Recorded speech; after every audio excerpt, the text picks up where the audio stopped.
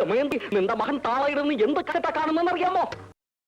ബാക്കണ്ണ, ഞാൻ എത്ര നേരമായി കാത്തിരിക്കുന്നത്.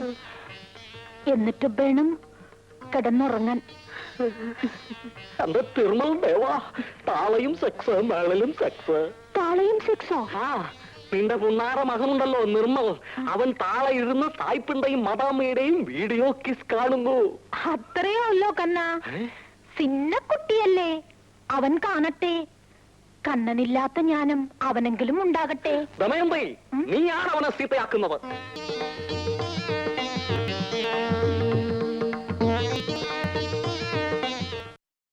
വാക്കണ്ണ, 10 മണിക്ക് ഉറങ്ങണമെന്നാണ് ഡോക്ടർ പറഞ്ഞിരിക്കുന്നത്. ഞാൻ ഉറങ്ങാൻ പോണു.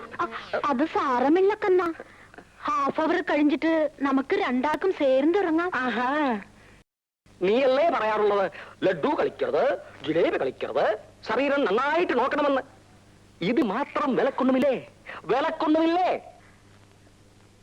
ഇതും ഡയബറ്റീസിന് മോശം തന്നെ. ഞാൻ സൂക്ഷിച്ചില്ലെങ്കിൽ എറിയും പോക്ക. കണ്ണാ, ഓ തിരുമൽ ദേവാ, ഫോൺ വന്നതുകൊണ്ട് ഞാൻ രക്ഷപ്പെട്ടു. ഹലോ ശ്രീനിവാസനോ? നാളെ പോയി തന്നു 5 പൺ മാല കാണുന്ന തിരുമൽ ദേവാ ഭണ്ഡാർ. ഉണ്ണിയോ? ഉണ്ണി തന്നെയാണ് മാലയെടുത്ത് ഉറപ്പാണോ?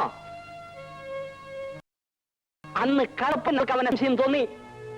ശ്രീനിവാസൻ അവനോട് ചോദിച്ചില്ല?